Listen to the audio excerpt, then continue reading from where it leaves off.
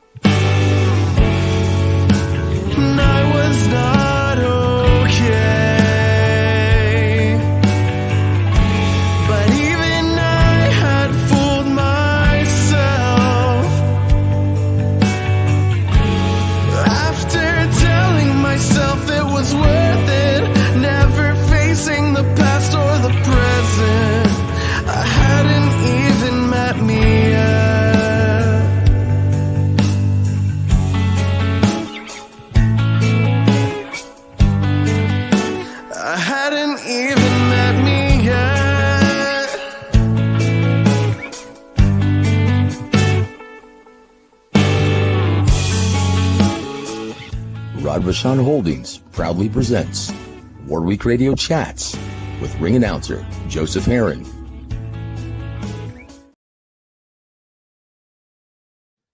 Guys, welcome.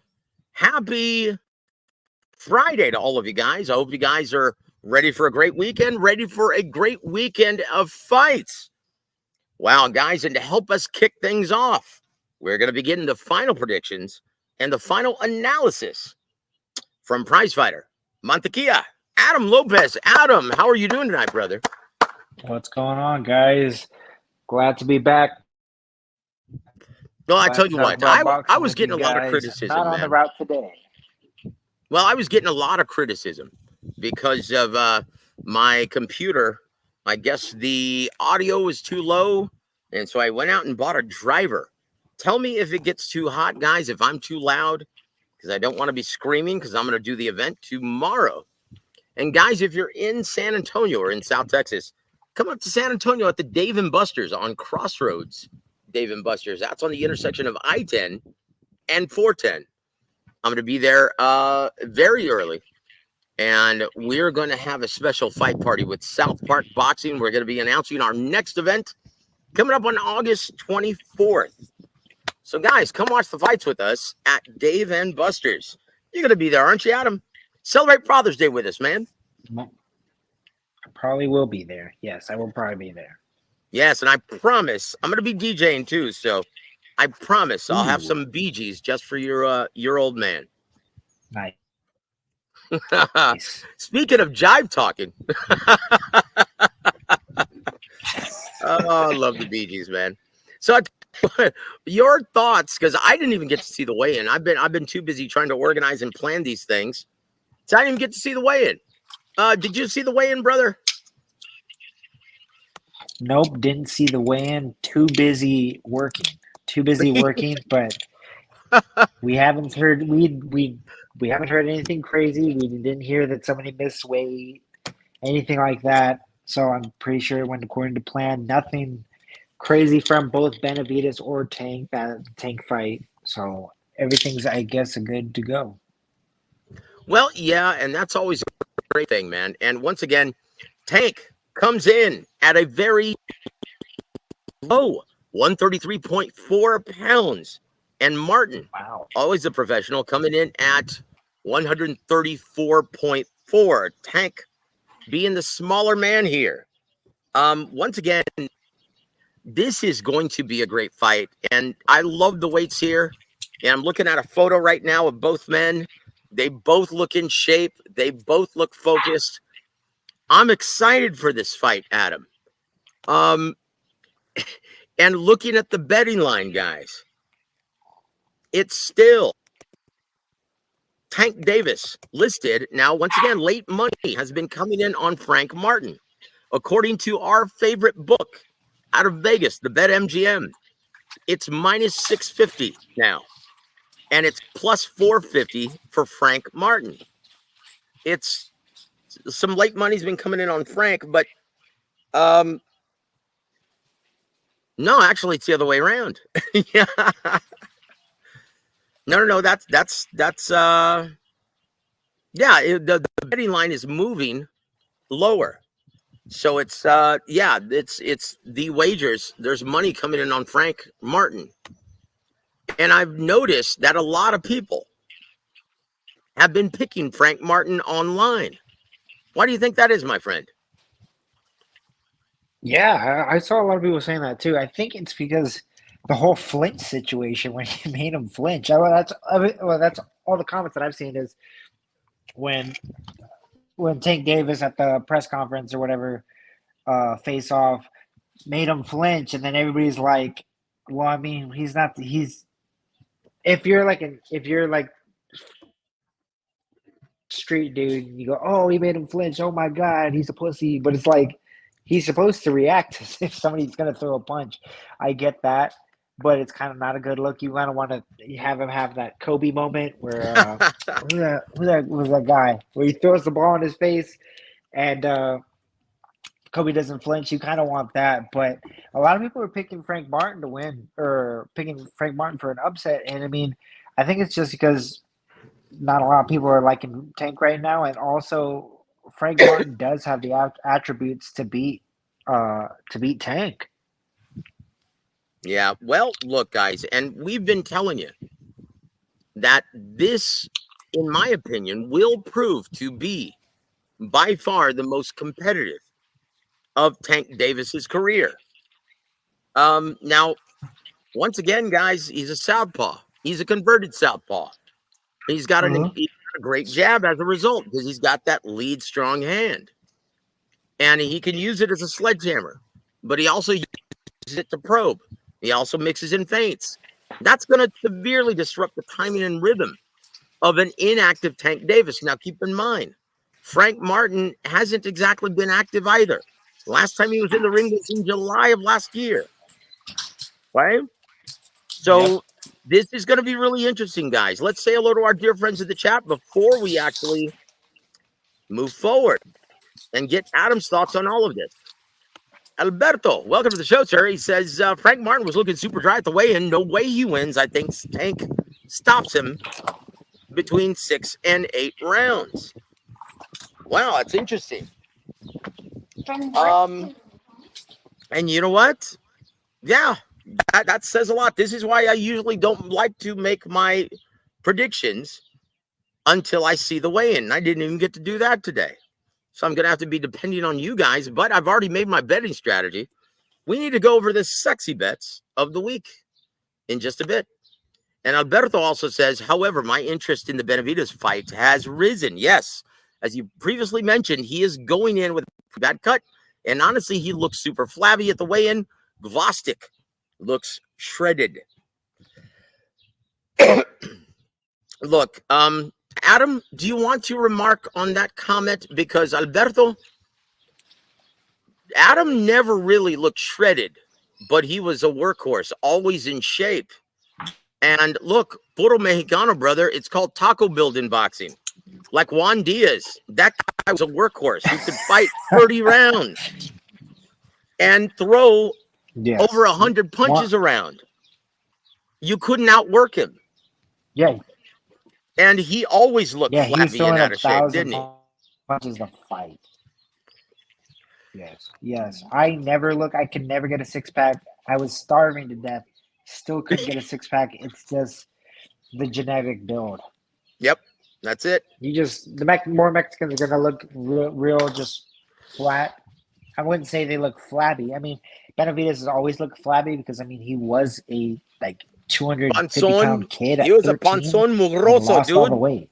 Yeah, yeah, he was a very fat kid, and he was just palling around at the gym, and then he just started sparring world champions and doing good against them, and then he just learned on the job. Mm-hmm. And I tell you what, guys, he is entering his fighting prime, and he didn't have to kill himself to make weight. From what I've been told, he's been looking like a beast. But once again, and you mentioned this earlier in the week, Adam, on Monday to be specific, that the last time you saw Gvostic fight, you didn't like the way his legs looked, did you? No, I mean that's gonna come from with age. and it's going to come He's with 37. age. 37 years old. He's been in a rough fight with W.A.W, and Cool. now he's had 3 comeback fights, trying to get him back in position. He's gotten the position, but I think they match this out very well. They go, the male has a name. He's got a record. He was very, very good. People remember him for being very, very good. Let's take this fight. This is a good name fight. This guy's got a name with the hardcores, and people know who he is. Yeah, let's just face it also, guys.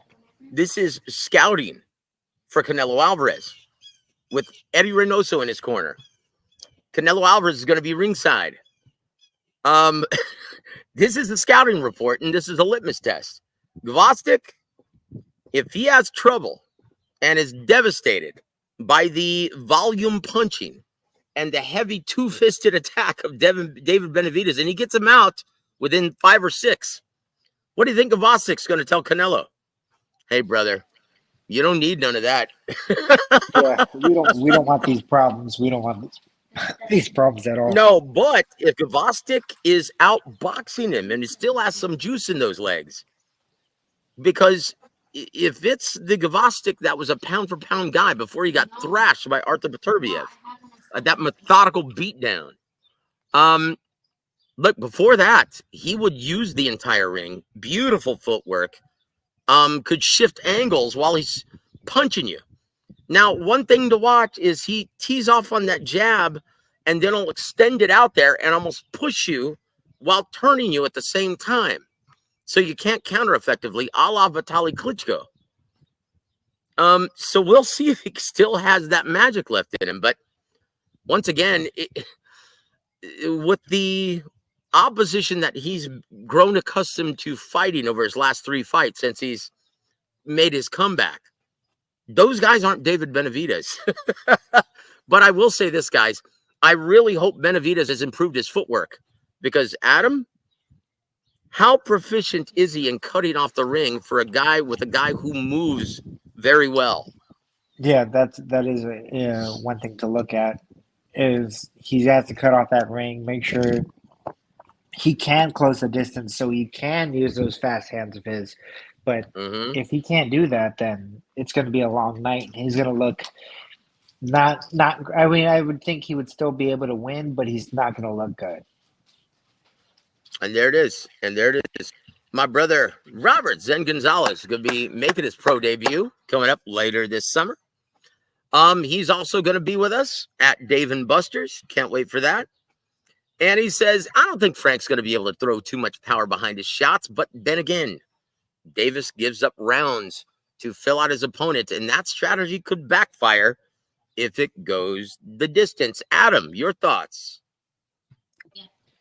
Yeah, I think that too. I mean, sexy bet of the week I would want to do is bet the under on all the WNBA games, and then do like a parlay. Bet under on every WNBA game, and then go with a mid-round Benavidez stoppage, and then a late round Tank stoppage. Bet like $20, and then just cash out. Then you guys will never hear from me again. I'll make so much money. I'll tell you what, we'll see what happens. Did you just say WNBA games? Yes, bet the under on every WNBA game. So the under for like the Sparks versus the whatever, the dishwashers. The Sparks dude, you versus want to the hear something? dishwashers. You want to hear something crazy, brother? I've never watched 1 minute of any WNBA game ever. We just went to, I forgot where I went to last night, but I went to some place last night, and they're like forcing it down your throat now. It's really Not bad. forcing it down my throat, brother. ESPN, if you put on ESPN, there's going to be a game on. Well, I just don't put on ESPN because I can't stand Stephen A. Smith. I can't stand most of the guys on there. Yeah, So I can't there. understand anybody, but I will still watch it. Yeah. Look, the only time I tune into ESPN is when I watch Top Rank Boxing, because they still have a great product, guys. And look, it's a good time to be a boxing fan. Look how many great fights that we've seen all year up to this point. And guys, we're just mid-June. We just feel like we're getting started, and it's been awesome. Tell you what, are we going to see upsets? We're going to go over all three major fights here, guys. Alberto, once again, he says, you guys need to give Joe his props. I just saw an interview of Stitch Duran saying that for the first time in his career, he will indeed be working the Benavidez corner, and that's for a reason.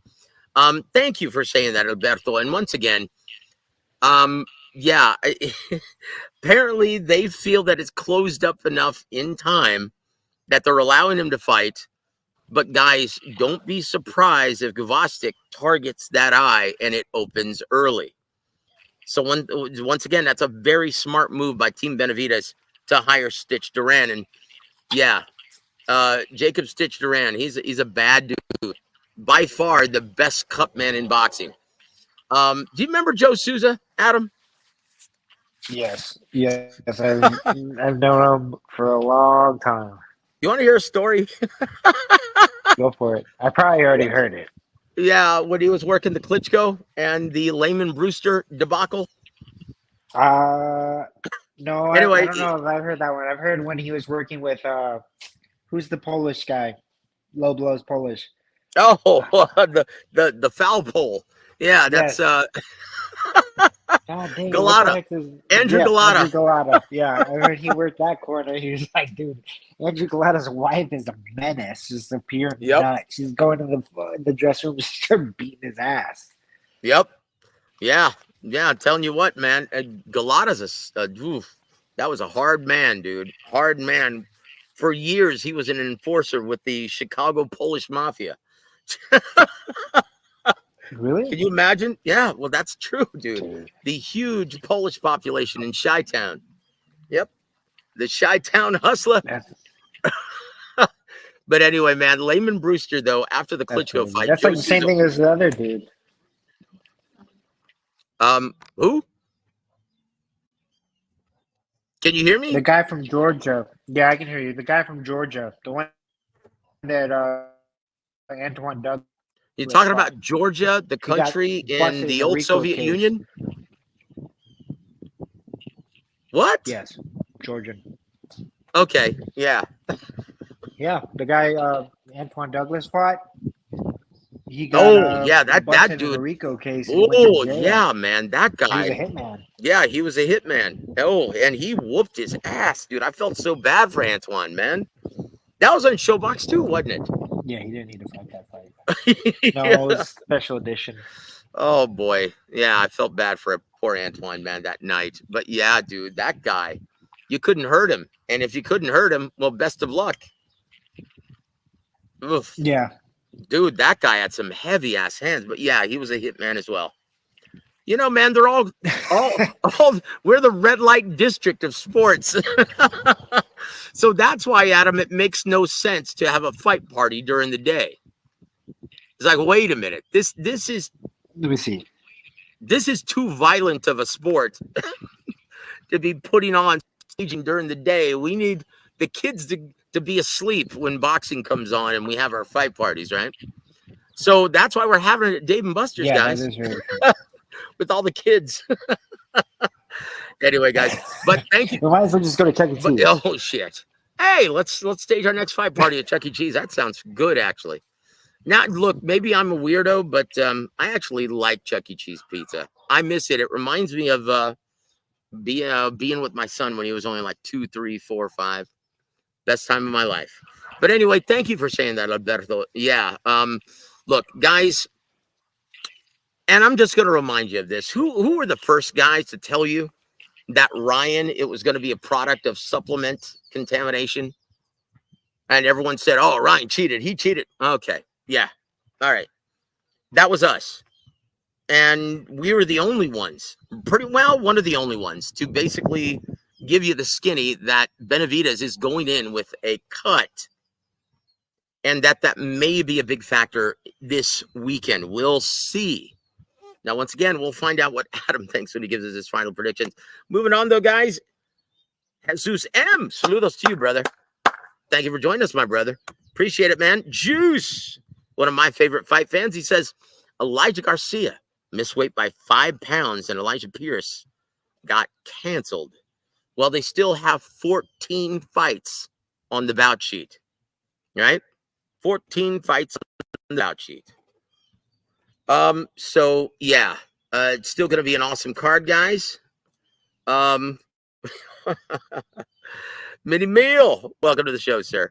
He says David Benavidez was 173 with like 5 pounds of jewelry. Yeah, I tell you what, guys, this is going to be an awesome, awesome fight. Can't wait. Yeah, Juice has the beat. Still a banger card. I predict we get 4 consecutive knockouts. We'll see. That's going to be saying something because these matchups are all very, very competitive, at least on paper. But that's why they fight the fights, guys. We'll see how it plays out. W.A.W, welcome to the show, sir. He says, Frank looked a little dehydrated at the weigh-in. Yep. Not as filled in as Tank. And if this was just the ceremonial weigh-in, imagine how drained he was this morning. Yes, sir. Yes, sir. That's a very, very good point. We'll see, guys. We'll see. But once again, he's got to be laser focused at all times for all 3 minutes of every round. And look, say what you want about Frank Martin. What Don Chargan always taught us, hey, don't get too high on a prospect until you see how well he can take a shot from a world-class puncher. And he's in with arguably the hardest pound-for-pound puncher in boxing, Gervonta Tank Davis. So, yeah, guys, expect this to be a chess match early. Adam, would you be surprised if you saw the fight play out, say, like Leo Santa Cruz and Tank Davis? I wouldn't be surprised at all because, Tank is a devastating puncher like that. I listened to the show a couple of days ago with Ronnie. Ronnie said, he was like, I wouldn't be surprised if Frank Martin goes the distance with him either. So, I mean, Frank Martin has the ability to, his ability to win the fight. And I feel like he can win it. He has all the attributes of it, speed. I'm not too crazy about his power, but the reflexes, speed, that jab, and everything like that, his movement. But Tank is Tank, man. Yeah, Tank is Tank, guys. And what's hilarious is hear some fight fans always bring up the resume. Man, who's he fought? Who's he fought? Man, he's got a shit resume. Okay, guys. Okay. Well, look, guys. One, yeah, he's a big attraction. He can fight whomever he wants. But with Ryan Garcia making such a huge hit, we'll see. Obviously, he's not that big of an attraction where he can fight anybody. And this, by most professionals, most fans, most people are recognizing the skill set of Frank Martin. And a lot of people have been picking the upset, at least among fans. We'll see. We'll see, guys. Once again, we're going to give our final predictions a little bit later. But, guys, this is going to be a very difficult fight. But don't be shocked if it resembles a snoozer within the first 5-6 rounds. Once again, Tank is going to see a lot of new looks he hasn't seen in the professional ring. But, Adam, Frank Martin is going to be making his debut on the big stage. He's never seen anything like this, brother. This isn't just a studio at Fox Sports. This is the big time. This is the big dance. Yeah. We'll see how well Frank Martin handles it. Because I tell you what was and I know this is just showbox in a casino, but what was it like being on TV for the first time in your toughest test to date against formerly undefeated Pablo Cruz? What were you thinking going into that? And when that bell rang, how were your nerves? I mean, leading up to the fight, I was kind of confident, but then when you get closer and closer, plus I was going through a bunch of other shit at the time. I was was on the cusp of I was always regarded as one of being a top prospect, but I never really got the shot. And I was really upset about it. I was always a fringe guy. They were yeah, he's very good, but he's not fighting on TV. He's not fighting this, and I Well, was really upset about that. So I was like, you I'm had that chip on your shoulder, fucking huh? tired of like not being named. Yeah, I'm tired of not being like regarded as one of the better guys, and I was Well, like, dude, look, I I'm gonna kill remember this reading guy. I from swear to John God, I'm gonna beat Whistler. him. Well, look, I remember reading from John Whistler, right? Who is Yeah, Hall of Fame writer, right? And he's now since retired. But yeah, he named you as the best yeah, prospect from Texas about 10 years ago. yeah. And It was me and Errol Spence for the yeah, longest you and time. Errol Spence for the longest time. And if you had just gotten signed by either Top Rank or Golden Boy, there's no doubt in my mind that you would have recognized your potential in the sport Yeah, because they had the matchmakers to season you properly. So once again, guys, that's the importance of having a great promoter behind you and getting that seasoning, not throwing you into the sharks too prematurely, sticking you in with the right matchups, putting you in a position to win, but you actually learn something. Okay, that's what a good promoter and great matchmakers will do for your career. Um, and once again, my apologies for going into the music business and leaving you out by your lonesome, brother, but I would have never let that happen, man. I can assure you of that, yeah, dude. My that is true. apologies. But Sid UK, welcome to the show, sir. But see, here's our point. Frank Martin, this is going to be very, very new for him. Like at the weigh-in alone, he's never been a part of a big event like this. He's never been that main event weigh-in, that main event stare down, the fanfare, the media. This is a guy who's never made more than $500,000 in one fight in his entire career. This is by far his biggest payday. This is by far his biggest opportunity. Can he handle it mentally? We'll see, guys. Once again, this isn't square dancing. This is a fight. We'll see if he can handle the pressure on the big dance. And once again, well, like most fighters like to say, Adam, boy, the squared circle can be the loneliest place on earth. Can you actually Yeah, expound on that, sir? it definitely is the loneliest place on earth because it's just you, and it's just you in there. I know you have a corner, you have a team behind you, but I've gone through it before. When you win, everybody wins, and then when you lose, you just lose. So I mean, it happens, and it's a sad reality of the sport. But I mean, you do have people that do love you and will care for you and stuff like that. But the the pain of a loss does linger for a while. Unless you're Errol But Spence you and you know, blame it it's on Derek James. yeah, unless you Derek. But it's a serious Yeah, thing, guys. And once again, we'll see. This is when boys become men. Well, or this is when they piss their pants and go cry to their mamas. this is yeah, this is what separates the men from the boys, though, guys. This is why we watch. This is why we love boxing, guys. This is why we watch. Weekends like this, Adam, I can't wait, dude. I'm going to be so pumped. And I'm going to be doing my ring announcing spiel. I'm going to be announcing the fight. Several fighters from the August 24th fight card are going to be in attendance. And I can't wait.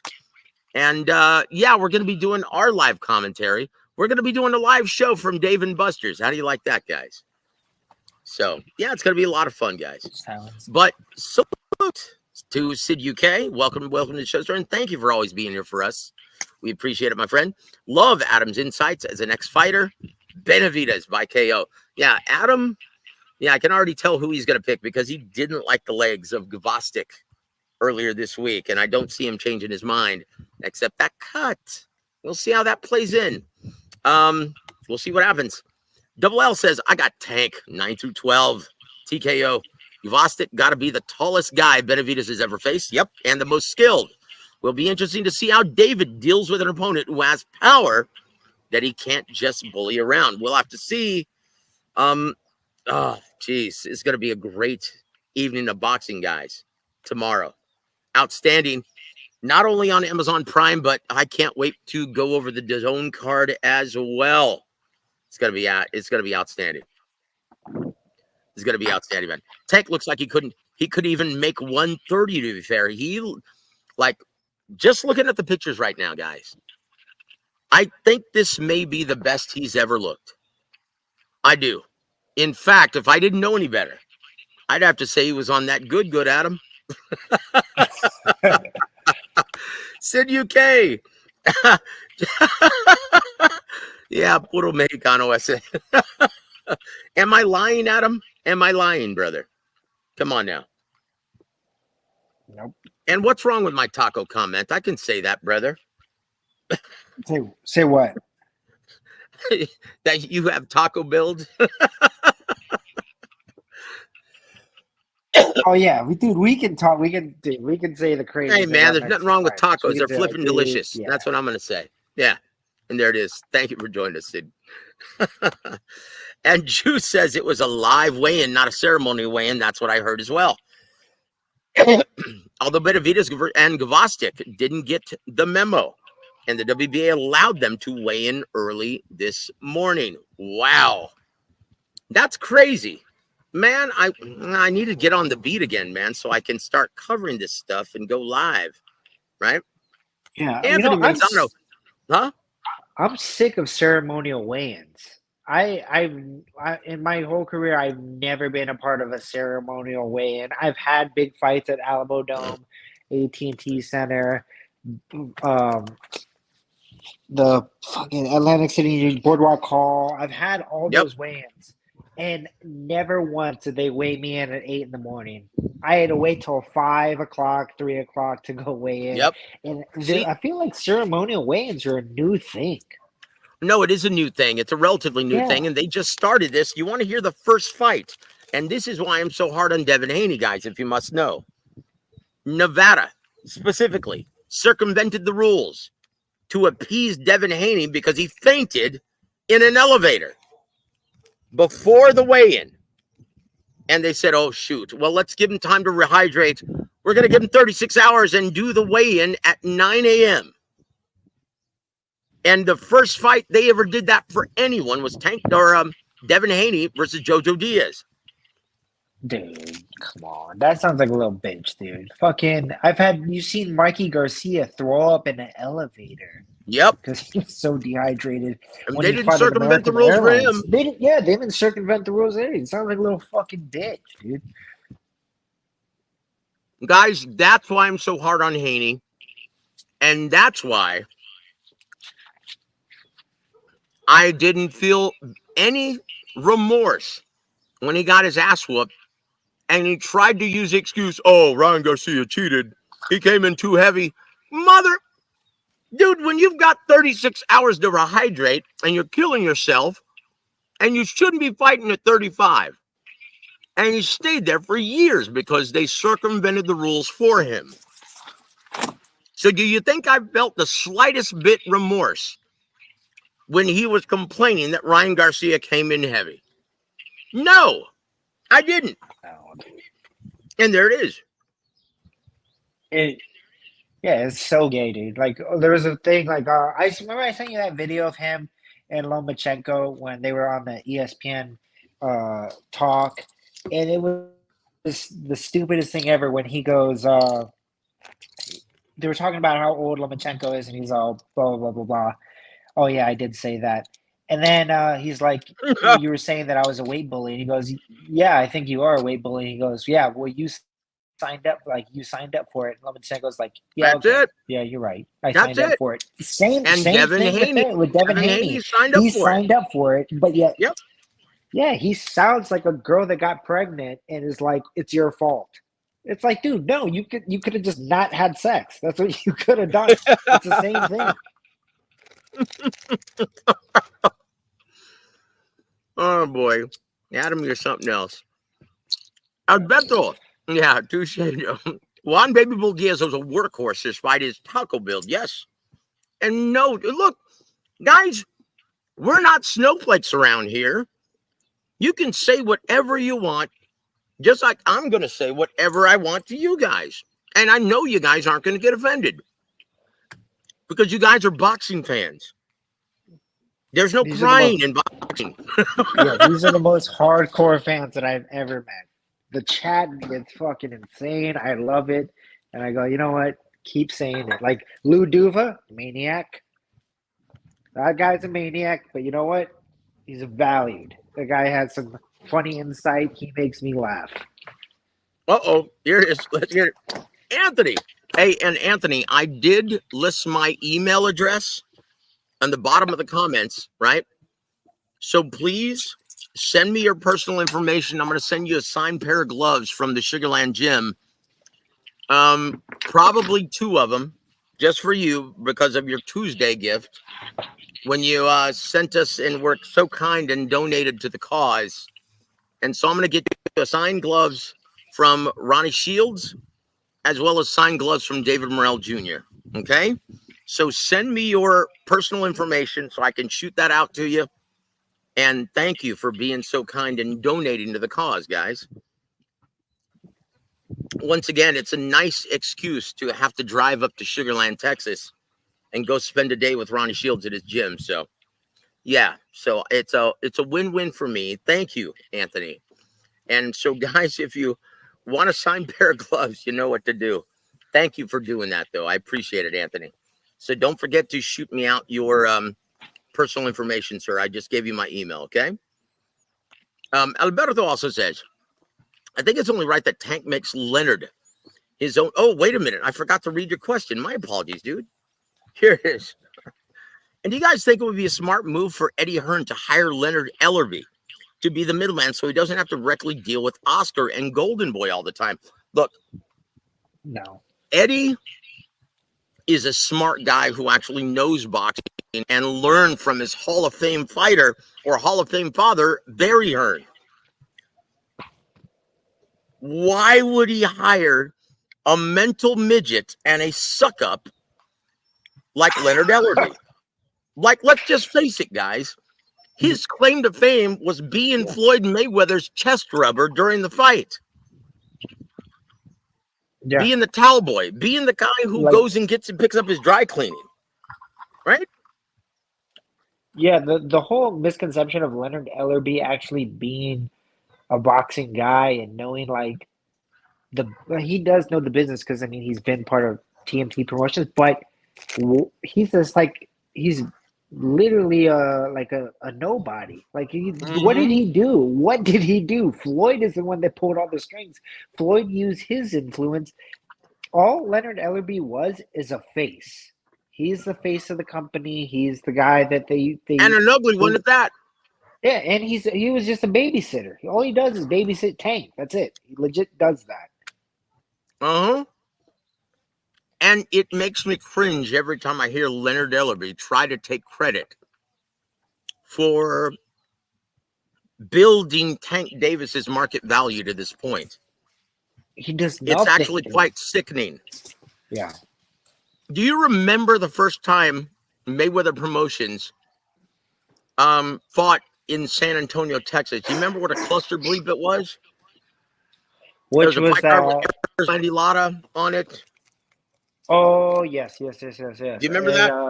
I want to say it was the Illusions Theater. Mm-hmm. Yeah, the Illusions Theater. Just and no one was there. Off. And you know why? Because they don't know how to promote. Yeah, it was stupid. Like they didn't have anyone, like they put someone in charge of media who had no idea what they were doing. Yeah, it was a cluster bleep, guys. They're once again, they've been trying to learn on the job and without Richard Schaefer and company. Yeah.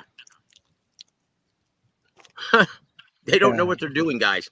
So once again, Leonard Ellerby, if you think he legitimately stepped down from the CEO position, you're wrong. He was asked to. That's why Floyd Mayweather got Richard Schaefer, because one, he couldn't get TV dates. One, he couldn't go out and scout and recruit talent, which is part of being a CEO and a promoter. One, you have to have an eye for new talent. Two, you have to go out and recruit that talent. And three, you have to season him, cultivate, nurture his career. Do you really think Leonard knows how to do any of those things? Doesn't, dude. Eddie Hearn has a track record, and he learned the business from his Hall of Fame father. Eddie Hearn has a history of building attractions at the regional level and creating big ticket sellers. He does that in the UK. He doesn't quite understand the market in America yet, but give him some time, he may do it. But right now, yeah, he still doesn't even understand the market. And look, neither does Leonard Ellerby.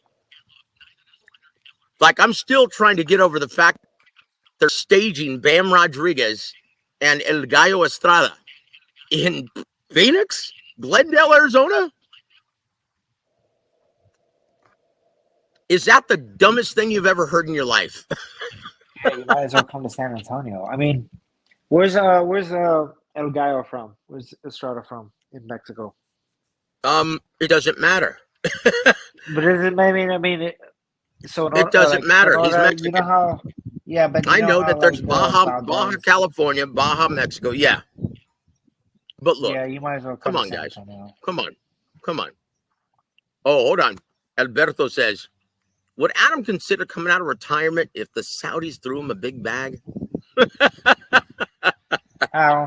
If the Saudis threw a big bag at me, I'm throwing a fucking burqa to my wife. She's wearing a burqa from now on. Alhamdulillah. I'm converting to Islam. Like, she doesn't need to have an opinion about anything from here on out. I'm treating her like how they treat her, how they would do it. And dude, yeah, I'd be 100% Muslim. Oh, Chingao, dude. I'm all for it, dude. Yeah, then you get divorced quicker than shit. Huff, Eddie. Dude, with that Saudi money, if she knew it was smart, if she was smart enough, she'd stay. No, stop it. Here, dude, she loves you guys, and you guys are a wonderful couple. And I hope you're bringing her tomorrow, brother, not treating her like the... if in this hypothetical, if the Saudis gave me some money, dude, she's sitting out in the car. But that car is going to be a Rolls Royce, so it doesn't matter. She'd gladly stay out there. Well, there's something else, Adam. I do have to make this public correction. Guys, I feel so foolish. Apparently, when my boy from the NSAC was talking to me about this card, I misunderstood. He told me that there were 5 or 15 bouts on the fight card. And I misunderstood because I was trying to multitask like an idiot. And I was writing so much. And I thought he said 15 rounds in the main event. And I put that in writing on the last show that we did on Monday. I felt foolish when I found out because I called him back again to make sure, right? And he goes, no, dude. And I'm like, well, where did I get 15 from? He goes, I told you there were 15 cards or 15 bouts on the card. I said, okay, I thought you said 15 rounds. I felt stupid. So that was it, guys. I'm sorry. I made a mistake. But everything else I said on that show was 100% true. Exactly, dude. Right? Yep. Jesus dropped the cross 3 times. Remember that. Yeah. Yes, he did. Thank you, Lamb of God, who takes away the sins of the world. Anthony also says, Joe and Adam, is there a possible way with David without having to go on the inside, use his volume punching from it? Look, if you notice, he's not really an inside fighter, is he, Adam? He's a mid-range guy. Mm-hmm. But that hand speed, and look, he understands that the laws of physics still are in the ring while you're fighting. So he understands that the quickest way from A to B is a straight line. And how does he get his punches so quick out of the chute? He's so quick on the draw, and they're so straight. Like there's no fat on that steak, Adam. Yep. No, very, very little wasted motion. Like, how does he actually do that? He whips you. His arms are like whips. They whip you from mid to long, like mid range. It's a thing of beauty. And I don't know any other fighter who does that as proficiently as he does right now. Can you think of Yeah. anyone, Adam? Not really. I mean, also I wanted to comment on how good his punch variation is. He can whip up Mm-hmm. a combination like nobody just on the side of what's open. The only one that I would say that has something kind of like that is Bam Rodriguez. Bam can. Yep. I've sparred Bam before, and I thought I was like, yo, he's little. I think I would think I'm gonna be able to, use my weight on him. But he's so accurate in his punch variation. Josh is like that too, where they come up Yep. with The professor. combinations. Yeah, just by looking at what's open, they come up with the combination, and you'll block the first three, but there's another two coming after that. Oh, by the way, guys, Josh is going to be my special guest to help us size up the big fight in July. Or what is it, June 29th? Yes, When is Bam Rodriguez and El Gallo Estrada? June 29th? yes, Okay. Yeah, the professor's going to be on next week for us, guys. nice. And there it is. It's going to be a lot of fun. I hope you can join us for that. There it is, guys. So wait a minute. Got to give a shout out to my brother, the boxing scientist. Thank you for being here, sir. And let's see, what else? Oh, give a big shout out to my brother Off the Ropes Boxing. Hey, what happened to David Cuts causing the fight to Ricardo? Good evening, Josie. Well, tell you what, they thought it had healed up enough to allow him to fight. And the same thing happened with Philip Ergovich. How'd that end up, bro? We'll see if it's a factor. Guys, keep in mind, guys. We felt that the fight could have been in jeopardy. Obviously, the Nevada State Athletic Commission, wanted this to go through, and same with David Benavidez. They're going to roll the bones and pray that the cut isn't a factor. And hey, we're the beneficiaries from it. But I tell you what, how many other people knew that he was cut? Off the Ropes, did you? You've got your own channel, don't you? How come you didn't report that info? Huh? Why didn't you report that info, Off the Ropes? I think we all know the answer to that. Don't we, Adam? Yeah. Let's see. Anyway, thank you for joining us, my friend. Khalid, hey, Joseph, do you know Tank and Frank's purses? No, but I will have them tomorrow. But yeah, they should have been given. You know what? I'll call the guy. I'm sorry. I should have done that today, but I was so busy. Because they usually report them. Now, keep in mind, it's their guaranteed purses that are reported to the Nevada State Athletic Commission during the weigh-in, right? So from what I'm hearing, Frank's is like 1.3 million, and Tank is getting at least 15 million guaranteed for this. He actually wanted 30. In his mind, he's the one who's responsible for everyone coming out for his last fight with Ryan Garcia. And it did a mammoth 1.3 million purchases on pay-per-view. Right? And so he wanted 30 million to start. So they said, look, this is your first stint on Amazon Prime, and you're going to be fighting someone who doesn't have a name like Ryan Garcia. So you're going to have to give a little here. And so from what I've been told, he was convinced to take a meager $15 million. Adam, did PBC put themselves in a position where they're going to lose money again? I mean, yeah, kind of, because, I mean, it's not a big-name opponent. Like, Leonard Ellerby did have a point when he was like, yeah, Frank Martin shouldn't be there. I mean, Frank Martin should be there, but they can't be demanding the purse if we just found out about Frank Martin, or typical casual fans found out about Frank Martin. I mean, a Ryan Garcia fight, yeah, now you can demand the world. But I mean, uh, in that aspect, you can't really be demanding stuff. I mean, 15 million is 15 million. So I So mean, maybe, so maybe he feels like he's getting slighted, and maybe that's why he didn't show up to the grand arrival. You think? I would think. I mean, if you have an ego like that, it's still $15 million. That's insane. Because look, guys, that's how much, from what I've been told, that's how much Turkey LLC is giving Terrence Crawford for his fight against Madrimov. Is a little bit over 15 million, like Wow. 16 and some change. Yeah. And so maybe Tank is looking at that and going, "Oh, wait a minute. I'm a much bigger draw than Terrence Crawford, or is he still?"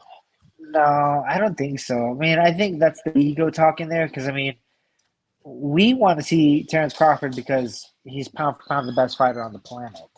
That just that Mm-hmm. sells itself. Tank is great. We want to see Tank because we want to see knockouts.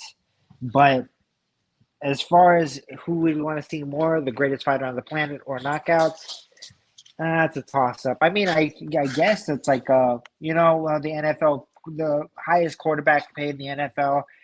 That's basically that sets the benchmark, and now everybody's going to try to at least ask for that much or more. I think that's what he's trying to do. He's like, oh, he's getting 15 million. Well, I want 15. I want 15, or I want 30. And they're like, no, you're Mm-hmm. getting 15. So he's like, okay, I'll take 15. That's what he did. Okay.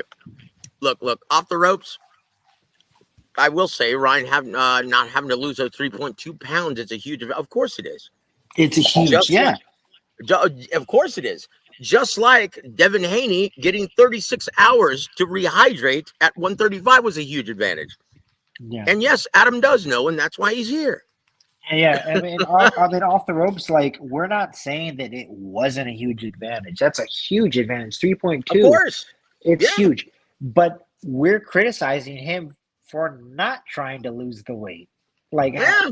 he's the champion, and they're fighting for a WBC belt, and he goes, "Yeah, I'll take the money." It's like, are you serious, dude? Like, you're gonna lose that money to taxes anyway. They're gonna tax the shit out of that what you just got, and you're more concerned about that. You're like, dude, I'd rather just let him lose the 3 pounds, let him drain himself, and he didn't do it. So that's Yep. all the criticism in the world. I'd be like, okay, well, you're stupid enough to let that slide for some money when you could have just won the fight. Once again, that's where all the criticism is coming. Yeah, that's the only criticism we have on him. It's not like Well, we're once saying, again, oh, he's a nice guy. He's a nice guy, and he's a disciplined kid, and he was the professional in that promotion, attending every event. He was in shape. He made weight. But Bill Haney is a terrible manager. Well, he's done a great job getting him those inflated purses. yeah. But if that's my son, I'm either going to force him to make weight, kill himself to make that weight, or at least for the next 2 rounds trying, and then I'm still going to get that money, but he's going to kill himself to make that weight. Yeah, And even then,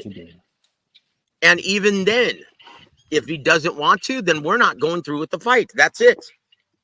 But they were foolish enough to think, oh, we're going to spank this guy and we're going to make an extra 1.5 million. Right? Yep. Yeah, Foolish. how wrong they were. That's just idiotic. Yeah, and you can't. So once again, that's why we're that. saying that, dude. Yeah. Yeah. That's It it. has nothing to do with how unprofessional Ryan was. We're saying Ryan coming 3.2 pounds, very, very unprofessional, very bad look. We're just upset that Devin was stupid enough to take that. Uh-huh. And arrogant, I should say, arrogant enough to take that.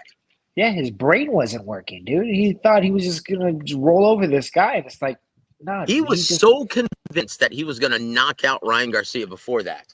Fell for that shtick that he was going crazy and being hunted by the Illuminati. That was a great shtick, though. I will say that was a fantastic. Well, it worked. Shtick. It worked. Yeah. It worked. But here's the problem: you can only use that once. I know. That's why I'm saying. Look. And you know what? Haney has come out once again saying, hey, you know what? I'm not interested in the Ryan rematch. Really? That's all You're you not got. interested in making the most money that you possibly will for your career. Now, once again, let's shift gears to Subriel Matias, because Yeah. a lot of people have been saying, hey, that's a unification fight. Right? Haney still has that title, even though he got his ass whooped. That's a unification bout. Eddie Hearn has come out saying, no, I don't think that's the right fight for Devin Haney at this time. I wonder why, Adam. Yeah, because the guy killed a guy. The guy's a monster. He's a machine at 140. Guy nonstop punching. He hits like a mule. He's knocked out everybody that he's fought except one guy that he lost to. But that's the worst guy, especially after you've seen your guy Devin Haney show that he doesn't have a chin, and then after the beating that he took from Ryan, his chin's 10 times worse. Yeah. So now, what are his opportunities? What are his chances to make big money at 140? He might as well go to 47. And what are his chances to make big money at 47? You can make Just bigger fight. money at 40. There's Yeah. no one besides. And then what do you have? Buffy. A freaking little Terrence Crawford in Jerron Ennis? No, thank you. I'll try my luck at 40. Yeah. I mean, seriously, why wouldn't he be interested in a rematch with Ryan Garcia? Dude, he's hit the jackpot. He never has to work another day in his life. Yeah, that is true. Like, dude, once again, he's proving that he and his dad don't know shit. So that's where all the criticism is off the ropes. Once again, we're in this business. We don't care. We don't care who wins and who loses. We just hope that the fans see a great fight, right? That's it, guys. That's it. So I hope you learned something about this channel, my friend. We're not like most YouTubers, guys. We're actually in this business, and we have been for a very long time. But yeah, 15 million for this fight, Tank. Yeah, I'm gonna call Nevada tomorrow because I wonder how much they reported at the weigh-in. I'll bet you they only reported about 5 just to help Tank out with taxes. And so he didn't have to pay all that money to Gilberto Mendoza and the WBA, right? Like, think about this. If you report that you're making 15 million, right? Dude, you've got to pay the WBA 3% of that. Yeah. That's absurd. The sanctioning fees and everything. And then sometimes you have the network that will pay the sanctioning fees, but Amazon's not gonna fucking pay Dude, they're not even paying for production. They're not paying for anything. They're just like, here, use the platform. We're not paying for anything. Do what you need to do. And look. Let's do this. W.A.W says it's not their last show, PVC. More dates will be announced for August and September. When? And with what money? Unless Turkey Al-Sheikh bails them out, which he very well may still. With that recent news that he's going to purchase, but that's the thing, though. Without any TV dates, with that floating talent. Now, every fighter, they're signed by Al Heyman, but they're free agents. So what assets does PBC actually have? Does that mean Turkey Al-Sheikh pays back that Waddell Reed money? Oh, my God, dude. Like, I'm not sure how that's going to work, guys. And unless Turkey Al-Sheikh is the investor that bails out PBC, where are they going to come up with the money? Now, I know they're talking about, we're Errol Spence Fundora in September. Really? 1, is Errol Spence going to be ready by September? And 2, with what money? Errol Spence is going to want a huge guarantee as well, because that's what he's grown accustomed to receiving. Where's he going to get that? Do you really think this fight is going to generate that much in pay-per-view sales? Guys, we'll have to see, because Canelo, have you noticed that Al Heyman started talking with, hold on. Joe, PBC has more dates coming up. Okay. When? Show me. Because they've been saying that since December. This is their third event. And they've all been pay-per-view. And they've all lost money. So when? When are they going to have these TV dates? So why does Rick Glazer keep saying that PBC is broke? Because they're done. They're broke. I'll be very surprised. Right? Here it says, W.A.W says, other ways to make money than pay-per-view sales, though. If that were the case, right, then PBC would have survived on network TV. Remember when it was free? They couldn't get enough in sponsorship. They couldn't get enough. Oh, hold on. Sorry about that, guys. My apology. I'm getting texted. My apologies, guys. Okay, Joe, why does PBC keep losing and losing money and keep losing money? How can PBC be? They're not stupid, right? But look, this is the problem. And if you guys don't know, I'm going to tell you, this is the problem that Top Rank and Oscar De La Hoya had with Al Heyman taking him to court, saying that he's in breach of the Muhammad Ali Boxing Reform Act. They said, look, that's great, but this is a conflict of interest. He's a manager and he's an advisor. He's overpaying these fighters and he's overvaluing these cards, and it's going to be bad for the entire business. He's inflating their market values, and that's driving up the cost of these events, and that's putting the networks in a position where they're not going to make any money. It's going to make the sport look bad. And guess what? A Hall of Famer like Bob Arum, who knows this business like the back of his hand, he was right. He was right. Outlaw, their roster is still more than 125 active fighters, if you want to call them active fighters. Yeah. He still has close to 200 fighters, although that's dwindling per week.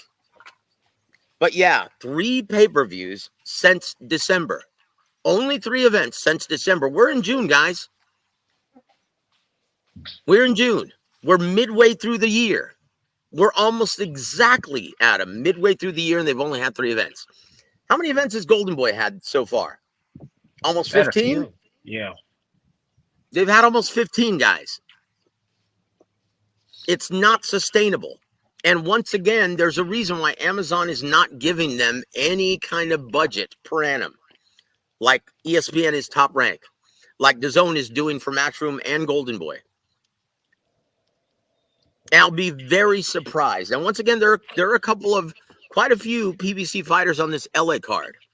We'll see if Turkey Al-Sheikh bails out PBC. That's their final lifeline. Like if they're on Who Wants to Be a Millionaire with Regis Philbin. Remember that? Well, late Regis Philbin? Great show. That's PBC's final lifeline. Without this, yeah, PBC is done. That's why Rick Glazer keeps saying that, guys. And I hope you guys actually learn that. Joe, I still do not know why Al overpaid these fighters. Because, brother, he makes 10% on their salaries. Understand. No, dude. Once again, Al's not stupid. He's one of the greatest con men I've ever seen. Now, this is what I've heard from Al Heyman. This is why Ken Hirschman didn't want to negotiate with him any further and said on HBO when he was at HBO, yeah, Double L has the beat. Once again, guys, he makes 10% of everything that his fighters make, and his company makes 20% off of the entire show. So do you realize how much he's making and who's paying for it? Yeah, the guy's giving him that budget, Showtime. Once again, this is why Fox put him on you know what? We're just going to put you on pay-per-view, a distribution deal only. They're the first ones that did this because they were like, you know what? You cost us tens of millions of dollars with the Tyson Fury Wilder fight. Way overflating their worth. Man, because of him, we had to pay Deontay Wilder $45 million for 2 fights. And Tyson Fury, $50 million for 2 fights. And was it worth it? Did they make that much? Hell no. Fox and ESPN, with the amount they spend on the promotion, a spot on the Super Bowl and the Sugar Bowl. I mean, holy cow, did you see that press conference on Fox? In the build-up to that fight, they lost their ass. They spent almost $10 million just promoting that event, that rematch with Deontay Wilder, Tyson Fury. And they lost their ass because over 15 million people worldwide illegally streamed that event. That's it, guys. And the networks had enough. It was almost like that scene in Casino. Do you remember that? Which one? Where Robert De Niro gets blown up? What's his? No, where he goes. Who's Joe Pesci? His character. Oh, with his brother. Yeah, you know what? The bosses had enough. Yeah, the bosses has had enough. That's what this is like. Like, guys, that's why Rick is saying what he's saying is no one wants to give this guy a lifeline any longer. He's run out of options. And you think Amazon Prime is going to continue doing this? Like, this is a company that is worth billions. Do you think they're going to want to mess with this bullshit if it doesn't make any money? That's why Rick Glazier keeps saying this. Once again, guys, Rick, I met him through the business several years ago, and he is a real boxing guy. But Al Heyman is one of the most incredibly smart con men I've ever seen. Once again, Ken Hirschman described it like this. I was a beat writer when this was happening, and I interviewed him. I said, hey, why did you just ban Al Heyman, any Al Heyman fighter, from competing on HBO? He looked at me and goes, because we don't negotiate with terrorists. I said, what do you mean by that? He said, look, it's incredibly annoying because you know that you're right. You know that you know this business. And you'll go into the negotiating room, the war room is what they call it. And you'll say, there's no way I'm budging on this. And Al Heyman will convince you that it's a good idea. Look, I'll bring this up to Ronnie Shields, and he'll tell you the same thing.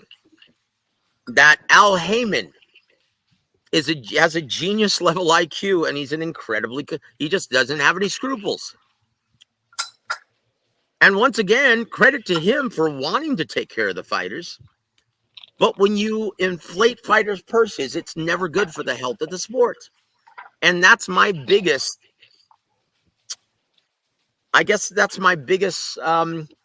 worry or concern with Turki Al-Sheikh. What did we talk about earlier? Before we actually make your final predictions, Adam, on these matches, and I'm sorry we got sidetracked on this, guys, but this is very important that you guys know this stuff. And I hope anyone who listens to this have a greater understanding of the situation and the business of boxing. And that's why we're here, guys. The reason why I came up with War Week Boxing with James Gogi and Ronnie Shields is to give you guys a greater understanding of the business so you understand why these decisions are made or aren't made. Right? So you guys can understand why some of these fights happen and some of these fights don't. Now, both Adam and I were a bit concerned, right, about Turki Al-Sheikh. And look, is this really a good thing? Him purchasing every promoter and owning all the assets in boxing, basically having the control. Now, what's going to happen, guys? And I don't know why no one's thinking about this, because this is a genuine possibility. Now, this is the only time we're going to get political on this show. But you guys do know that Trump is leading in all the polls. Like, if the election were today, Trump would be our next president in the U.S. And while most everyone recognizes that as being a much better option than Joe Biden, what's going to happen when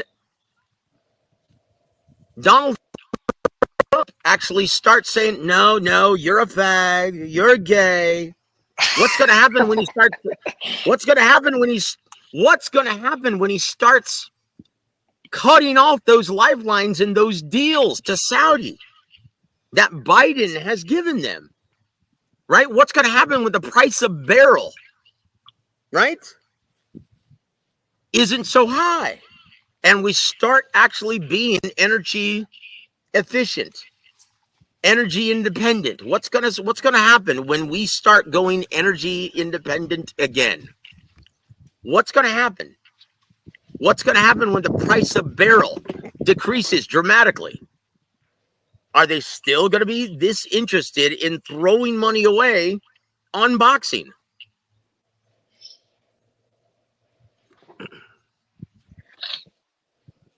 I mean, I don't know if they would be still interested. I don't know if they would be vengeful and not want to put on American fighters. But that's the thing too. It's the whole Saudi Arabian, the whole Emirates, everything like that. They're going through a whole revamp, and they're trying to like make the whole Middle East like a tourist destination, a big entertainment spot, like the Middle Eastern Las Vegas. So I mean, we don't really know, but we just hope there isn't like Yeah, I mean, look, guys. That's what I'm saying. That's what I'm saying. This is a realistic possibility. What's going to happen? Are they still going to want to stage shows? Are they still going to be that show that much fervor for the sport of boxing, especially in the American market? Low clarity. He goes, I think you know a lot about boxing. Well, thank you, brother. And he goes, only time this gets political. Well, when have you ever heard us get political on this show? When have you ever heard us get political on this show? We don't, do we, Adam? At least I don't think we do. No, we don't try to. Love this show, but that's a good joke. I don't know what you're referring to, man. Once again, and the only reason why we're getting political on this, because if Donald Trump actually is elected, that may be a terrible thing for Saudi involvement in this business. Do you really think if their country goes into recession because of the Trump tariffs, are they still going to have that much money to give away to boxing as a government spending program? I mean, I think they make as so much money. I don't know if they're making it more money than they did back when Trump was back in office, but I mean, they make such large amounts of cash and they flaunt it so much that I would think that they would keep doing it just to show superiority and just to show, hey, we don't care what you do, we can still do this. And guess what? It's like it's a flex on us. But I mean, whatever. I mean, we're all in here for entertainment, but I would rather feel more confident if like a company like maybe a different country bought it, like Endeavor. Oh yeah, if they wanted to dude, monopolize on it. Well, look, that may be a problem because I can't talk about that, Adam. Chingao, dude, I can't talk about that. That's gonna come out, guys. I cannot. I swore secrecy. But look, Dana White. Well, I'll just put it this way: Dana White may, in fact, get his Zuffa boxing after all. Yeah, that's the only thing I'm gonna say. You know what, dude? I am terrible at keeping secrets, man. Shit. I don't think Why it's that are you big doing of a, this to me, Adam? I don't even think it was that big of a secret. If you read articles on boxing scene, if you read articles anywhere, you already know that they bought UFC and they're looking to venture out. They're looking to get a monopoly. Zuffa boxing was going to be a thing. Oh boy! Now I started a shit bomb, didn't I? Listen to this, Joseph Trumpster Heron. Listen to this, Joseph Trumpster Heron, brother. You have no idea who I'm voting for, and I will never tell you on this channel. Just like you have no idea who my favorite fighters are, because I don't roll like that. I'm very unbiased. I'm perfectly proficient and very good at being unbiased and viewing things unbiasedly, which is why I can usually see before most other channels the road ahead. Adam, am I lying about this? No, you're not lying at all. And there it is. You're a pretty mysterious guy, to be honest. There it is. Yes, thank you very much. Yeah, I Chingao, dude. understand. Terrorist last money isn't the issue. Boxing depends on what it is. Wait a minute. What Yeah, the hell does that's what that I'm mean, saying. Double L? I know exactly what you're on about, Joe. I don't know what you're talking about. The only thing I'm saying is this. Look, guys, Trump getting elected may affect the price of barrel. Hold on real quick, guys. Hold on. I don't know where he went. All right, let's see. Let's read some of the chats. There's about 30 billion Oh, okay. people. Maybe you have to repeat this. Maybe I was too busy reacting to certain things. It says, I think Adam is getting close to the mark. Repeat what you just said then, because I want to hear that. I have no idea what I just said. I just went off on a tangent. But Sid UK, maybe he has a lot more. Oh, I'm sorry. Go ahead, Adam, please. I'll just go off on a tangent, whatever I'm feeling at the moment, whatever all the stuff that I read, listen to, and I'll just do say my little spiel. But I kind of do think that I don't know if it's so great that Turkey Al-Sheikh buys it. I do like it. If he's going to make great fights, then I think that is good for the sport. But I just, that's one thing I hate is I hated the boxing Cold War in 2013. I hated that. The Top Rank Golden Boy, that's terrible. And we don't need any more Cold Wars, and we don't need hot wars either.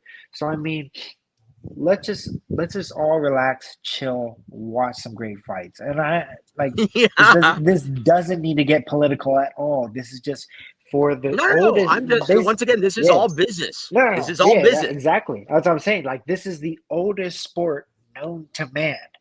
Fighting, boxing. And once again, this show is all about the business. This channel is all about the business. But right now, guys, since we have Adam, I need to be jetting very soon. I've got a big day ahead of me tomorrow, as we all do.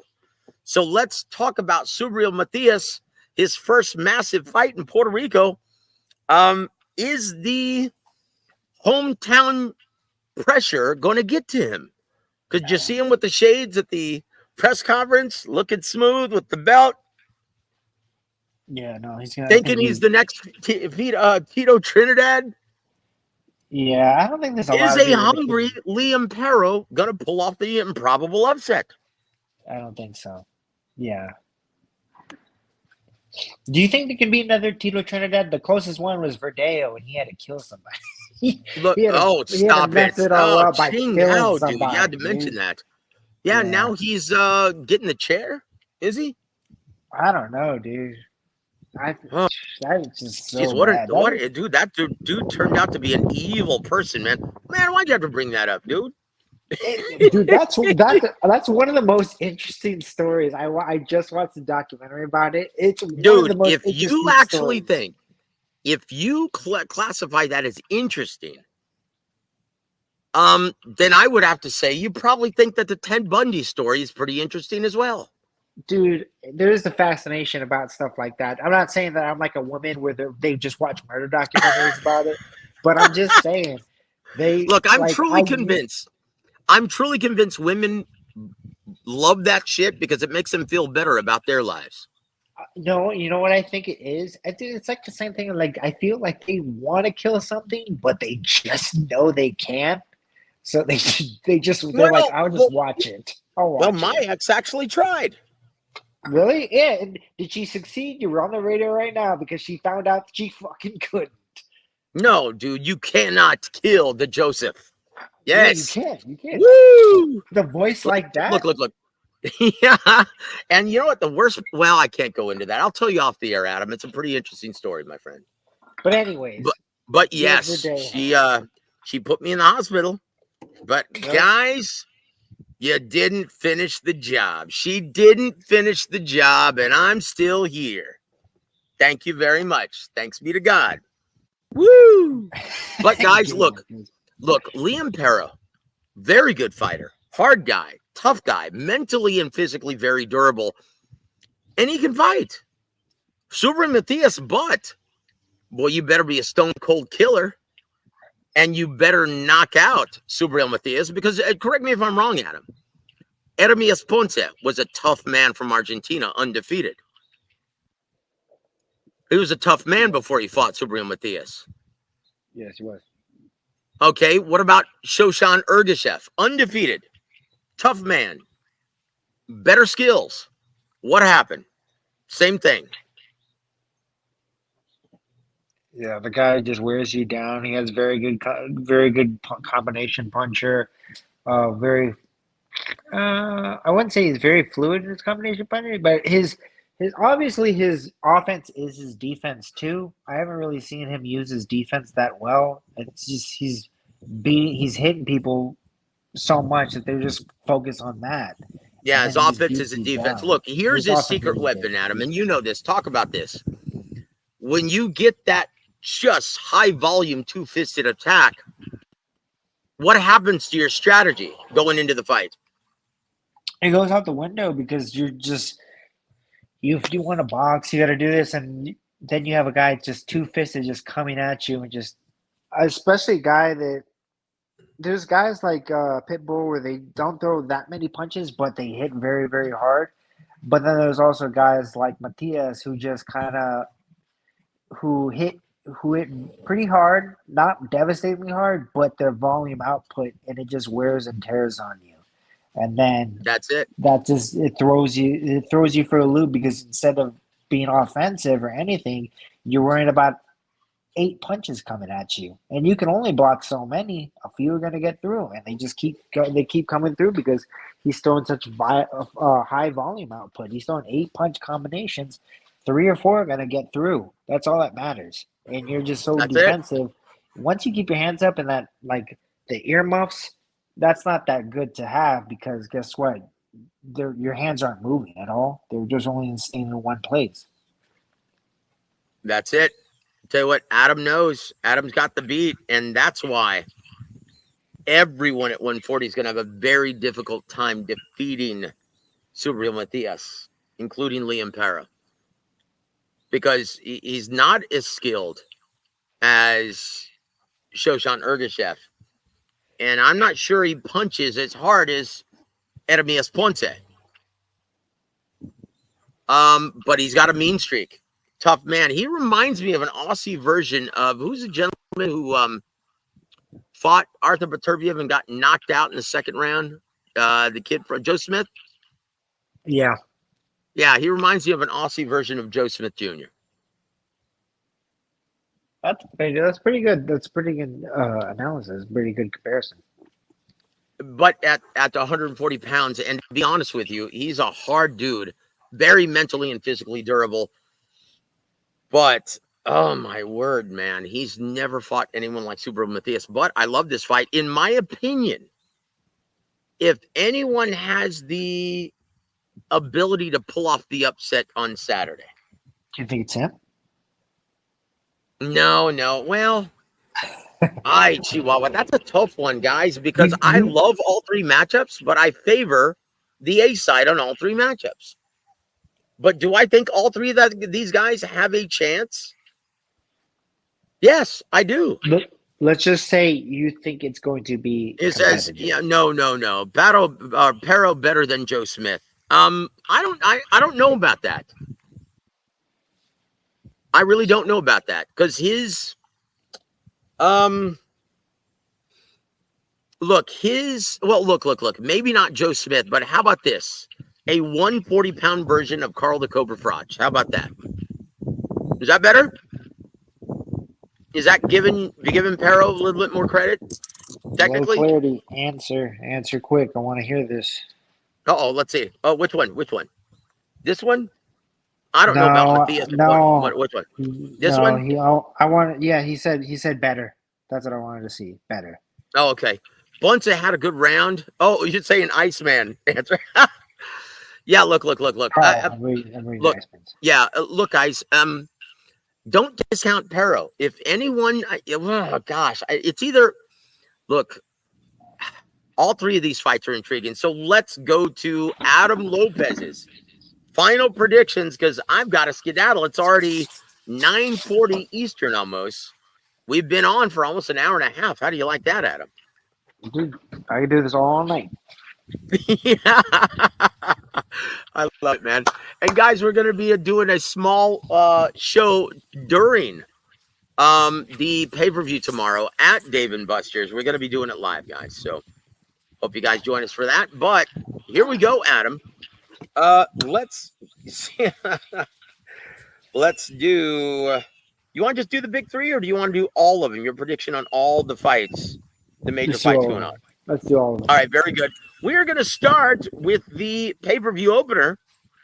And that's going to be, let's see, Carlos Adames versus Terrell Gausha for the WBC Middleweight Championship. Carlos Adames, good fighter from Dominican Republic. Terrell Gausha, he's still fighting? Who do you like, my friend, and why? I love Terrell. I love Terrell like a brother. We had this funny. Me and him went to Russia one time. Actually, we went to Russia one time, and this is when cell phones were kind of like still brand new. This was like 2000, not brand new, but still like whatever. This is like 2000. I want to say 2009. Yeah, 2009, December 2009. And he went and he used my phone to call his baby mama in Cleveland. And I was so pissed because like this is back then when you had to pay like different countries. Like if you're calling this country, yeah, you had those roaming charges, brother. Yes, the roaming charges were insane. And he called her on my phone, and I'm like, that's hilarious. I'm like, what the fuck did you just do? You just called. You need to tell this fucking bitch not to call me. I didn't know it was his baby mama, but I called her that, and he's like, yo, you gotta calm down. You can't call my baby mama a bitch. And he's like, those are fighting words, and I was like, all right.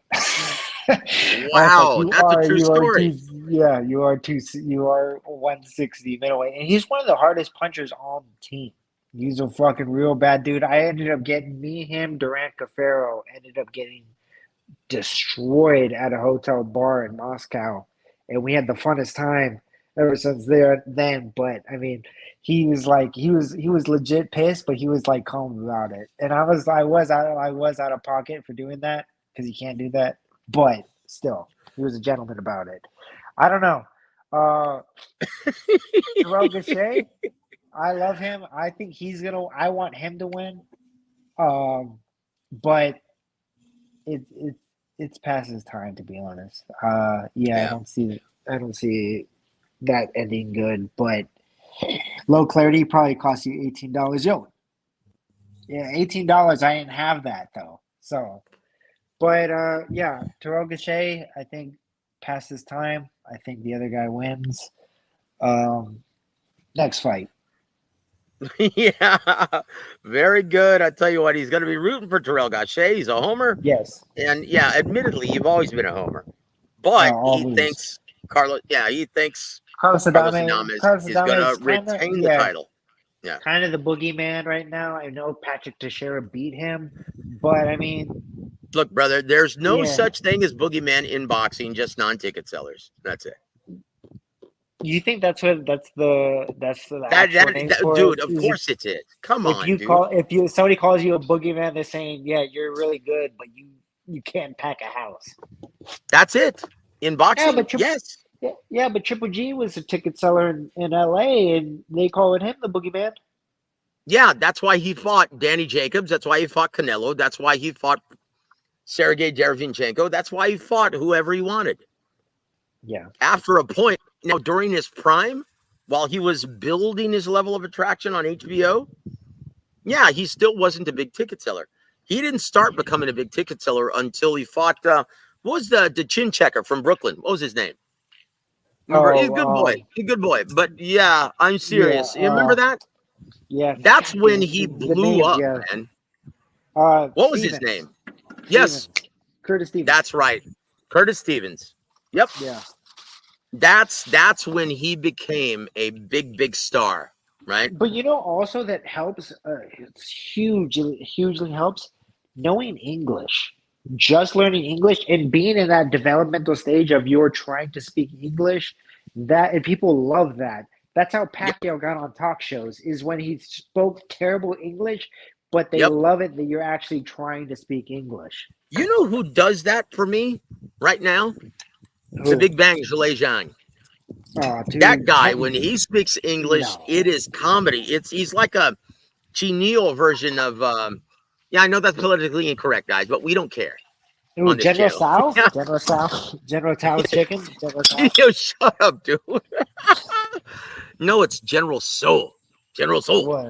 No, no, That's look, look, look. you're putting a Japanese accent on Oh, there. you're right. So I Yeah. don't know the difference really. I'm not that like is he Chinese or Japanese? I'm from Laos, a landlocked nation in Southeast Asia. So are you Chinese or Japanese? Yeah. I'm like Hank Hill, brother. So so that's who does it for me. Whenever he speaks English, it is flipping hilarious. And it's not just his broken English, but the shit that comes out of his mouth. It's the shit that he thinks.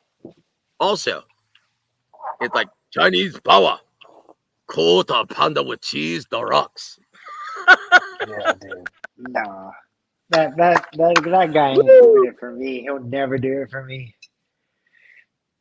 No, look, look, look, look. Yeah, low clarity has the beat. Zhang is putting out great, good, really good statements all the time. Yes, he is. Oh, you know what? I'm gonna do my cotton impression off the air. I do a mean cotton impression. Good cotton impression. Just No, talking I'm gonna bullshit. start doing it to close out the show. Hank, you're about as worthless as tits on a boar.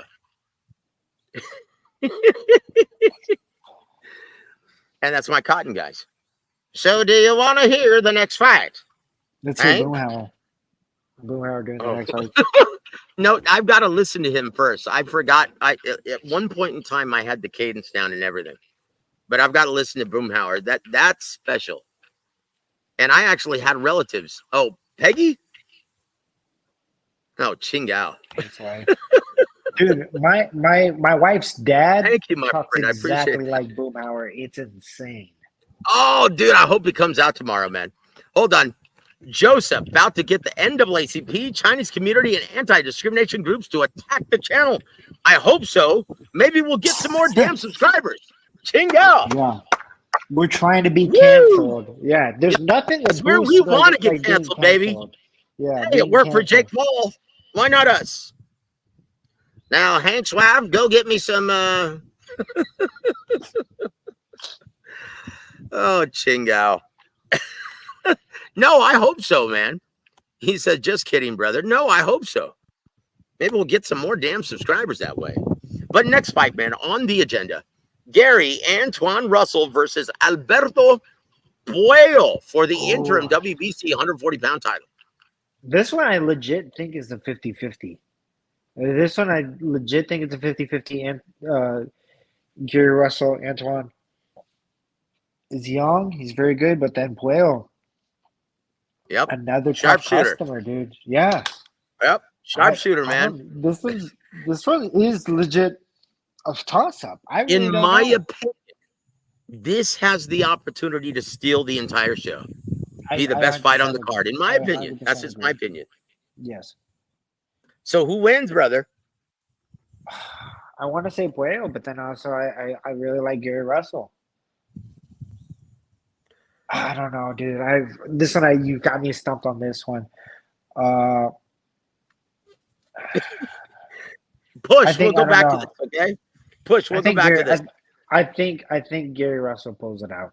You know what? I Gary think Russell pulls it out. Gary Antoine Russell gets through some hairy moments and Yes. gets the stoppage like he did against Francis Barthélemy.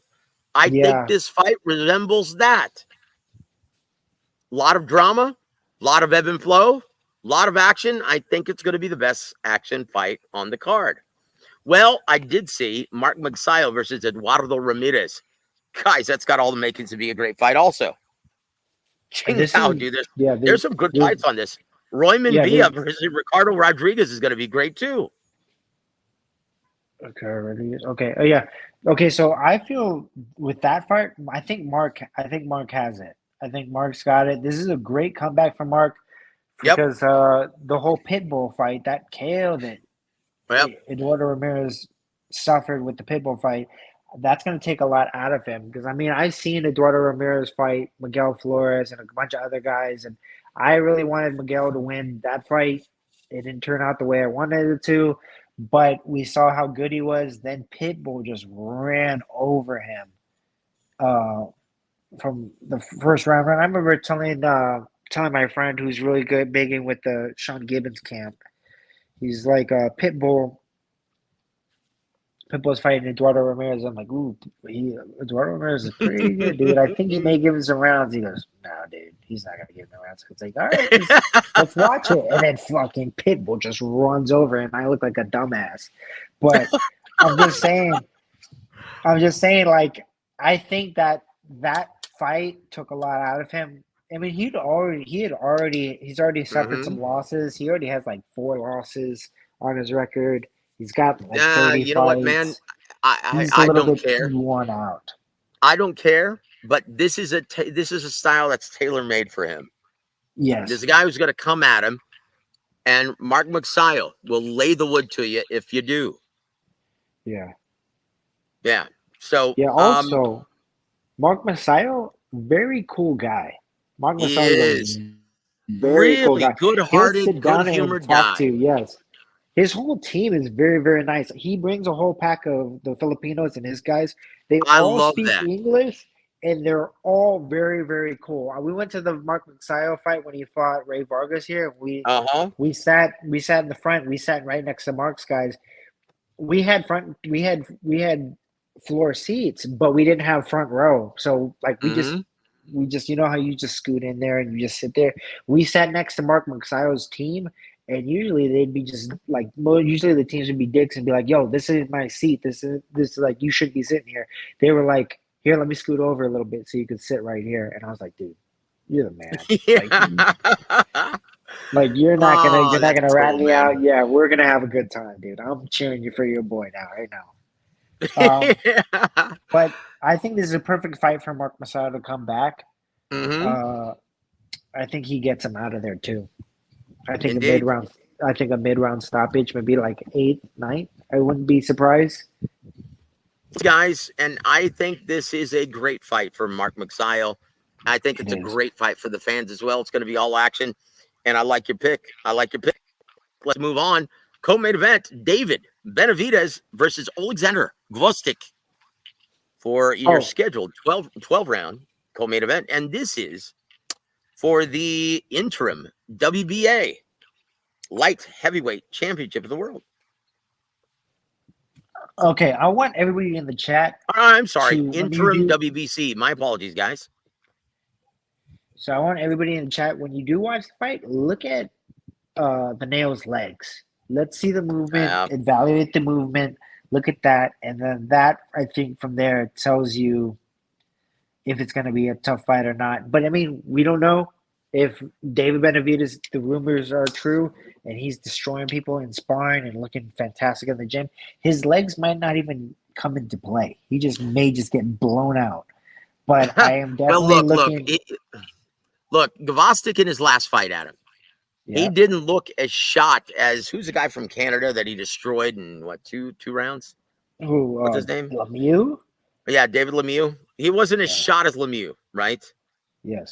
So he's not going to get destroyed. It's going to take a couple rounds for David Benavidez to find that range. At the very worst, I can see him getting destroyed in the sixth, like Boo Boo Andrade, right? Yeah. But once again, Boo Boo Andrade was not shot, but yeah, his legs weren't there either. And so that's why he couldn't get away from him. That's why he couldn't get away from him, dude. Um, so we'll see. We'll see. And you're right. Because your footwork is indeed the foundation of your defense.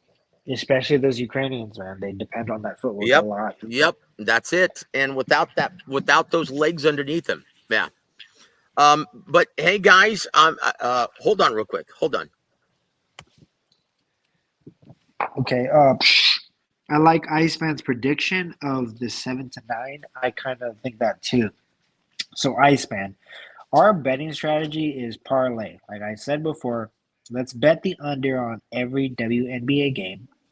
We should, if we put $10 on that bet, we should make $1,200 probably. If we just bet the Stop it, under on guys. all that bet, then we Stop it, bet guys. Benavidez KO stoppage, and then we bet Tank stoppage. I Oh, want to Chingo. say late rounds because he's going to give us some rounds. So then that's what we do, Iceman. And then we just walk away from it all like nothing ever happened. That's what we're going to do. And there it is, guy. Let's and then we come to the main event of the evening. Tank Davis versus Frank Martin. hmm Alberto, he says, Joe, will you also be live on YouTube tomorrow? Yes, we will for about 30 minutes. We're going to talk about, or you know what? Maybe Adam and I will do commentary during the entire main event. What do you think, Adam? Or are we going to be Uh, eating too much?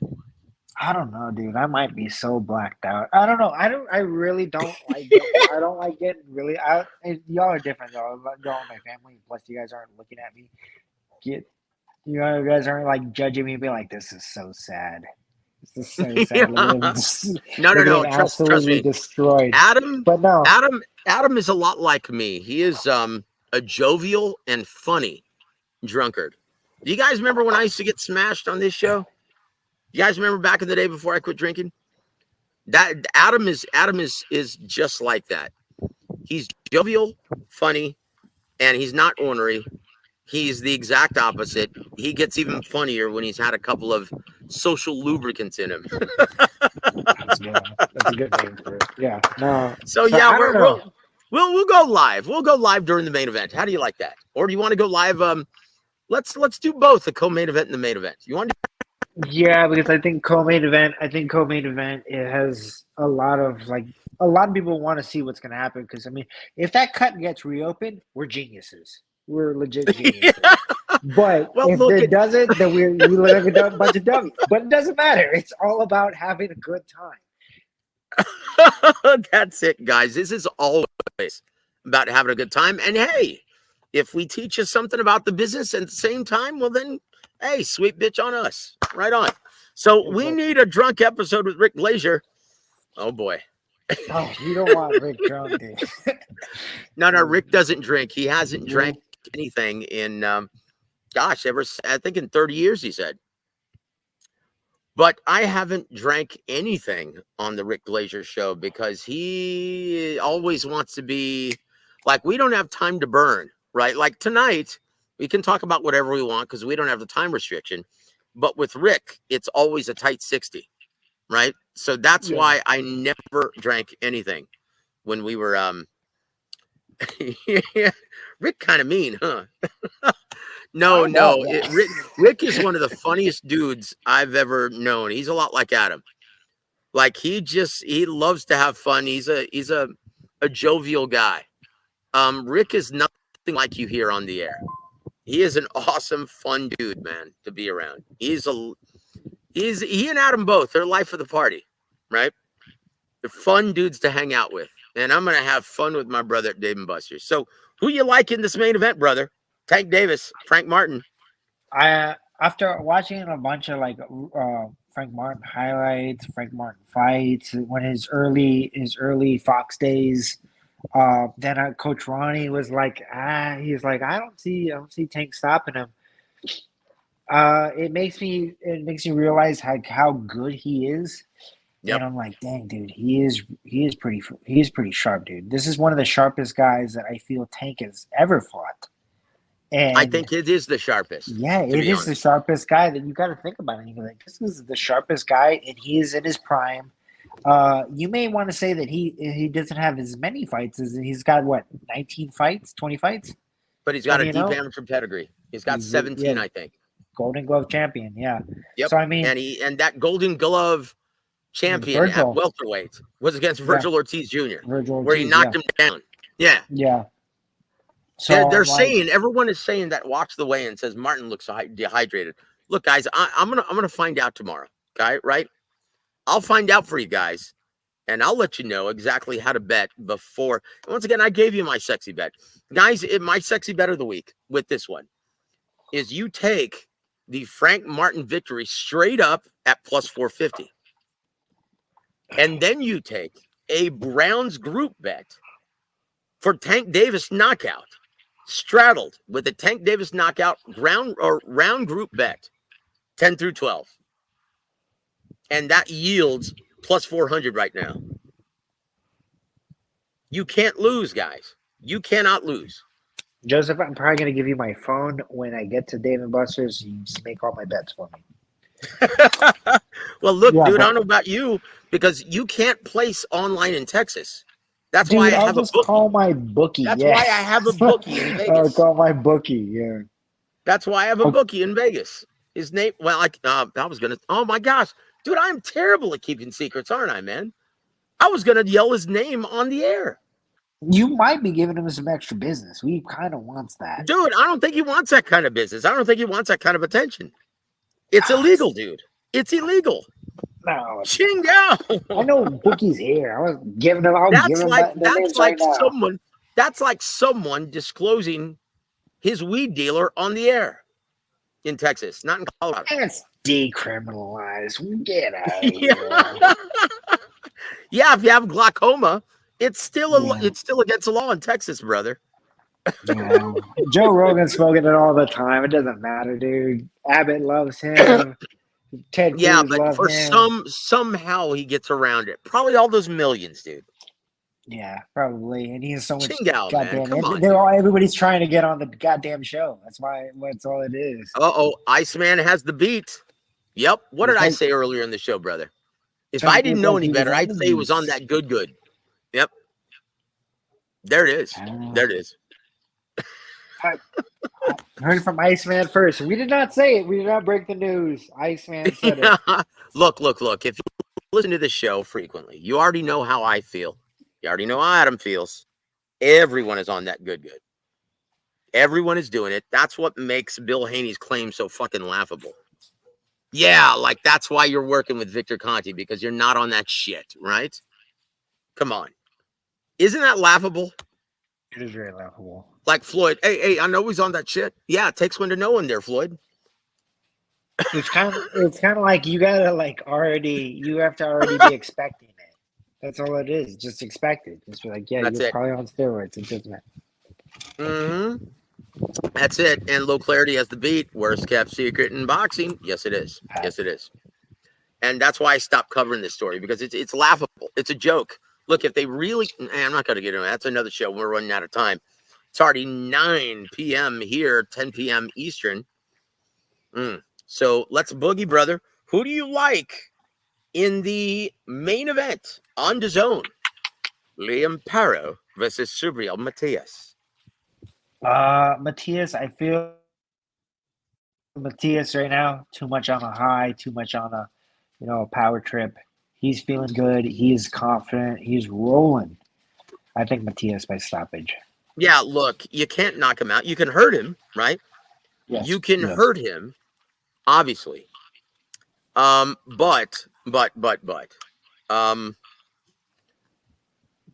boy, you better finish him off because if you can't, he's got to keep coming, just like William Zepeda. We've obviously seen him knocked down. We've obviously seen him hurt. Yes. But Ermias Ponce, Shoshan Ergachev, we've all seen them have fast starts against this guy. But can you get him out of there? Liam Perro, I see him doing very well for the first maybe one round or two. And then what's going to happen when he keeps coming? What's going to He's happen gonna after? find. Yeah. Matthias is gonna find his timing. He's gonna find a rhythm. He's gonna find openings. Then guess what's gonna happen? He's gonna start worrying about the combination punching, the amount That's of it. punches coming at him, and then guess what? That's when this is just the avalanche effect. It's all down here from there. Yep. That's it. I see him getting out of there by the 6th, 7th round. Good prediction. And that's it, guys. That's it. Well, let's see who else is on this card, man. Who else is on this card? The zone card? Oh yeah, Angel Fierro versus Alfredo Santiago. I don't know that guy. Yeah, I'm not sure. Okay, go to the next one. Yeah. I think that's it, guys. That's all I'm going to be interested in. I think they understand that they were going head to head with Tank Davis and Dave Benavidez. Yeah, that's So this kinda is a crazy pretty to do inexpensive that. card, guys. Yeah. So I think that's about it, my friend. But guys, we're going to be going live, and tomorrow I'm going to be going live tomorrow at 3 p.m. before I go to Dave and Buster's. I'm doing an interview. I just found out, got an email with Robert the Ghost Guerrero's nephew, who's undefeated in Northern California. His name is Victor Guerrero. Now I'm going to be doing an interview tomorrow at 3 p.m. So, guys, please stay tuned for that. And that's about it. Any parting shots, Adam? We've already been on the air for almost two hours here. Nothing really. You know what? I will commend the chat. The chat has provided us with so many good talking points. Keeps the show alive. I love it. Yeah, the chat, dude. The chat's been amazing. We'll give the chat a round of applause. The chat, we had some good insight from the chat. Adam, look, brother. I say this all the time, and I stand by this. Our chat, right? Our extended family, War Week Boxing. I will put that group against any other group of diehard fans head to head, and ours will always come out on top. We have the smartest group of fans in boxing. I was just about to say, we said, dude, we got some high IQ guys. That's it. I will put them head to head. Like, dude, seriously, our fans against Ring IQ's fans or anybody else. Dude, the boxing voice would be a slaughter. It'd be like Subriel Matias versus Chingao, man. I don't even want to talk about that. Yeah. But dude, seriously, I will put our chat, our extended family, against anyone. Like the Frank Warren, Eddie Hearn 5-on-5. I'll put our top 5 guys against anyone else's shows, top 5. And we will get a beat down. We will beat their asses. Seriously. I'm very proud of our chat. And I always say this. We've got the smartest fans in boxing. Listen to this show. Yes. And you know what? I can make the lineup. And you know who's number 1 in that lineup? No, don't do that yet. You're gonna hate it. You're gonna hate it. No. Lou Duva might have to be the number 1 guy. Oh, stop it. That guy's a troll and a chump. Come on, dude. Seriously, guys, you guys are such an integral part of this program. Don't ever stop being you guys. Don't ever change to please anybody. So, guys, thank you for always being an integral part of this program. No matter who it is, Ronnie Shields, James Gogi, Adam Lopez, Iceman John Scully, Coach Bullet, whomever. You guys are the best. Thank you so much for always being here. And, guys, on behalf of the incomparable Adam Montequilla Lopez, I'm Joseph Herron. If you're in the neighborhood, stop by Dave & Buster's tomorrow night and be part of the show that way. God bless all of you. Have a great weekend, everybody. Very good.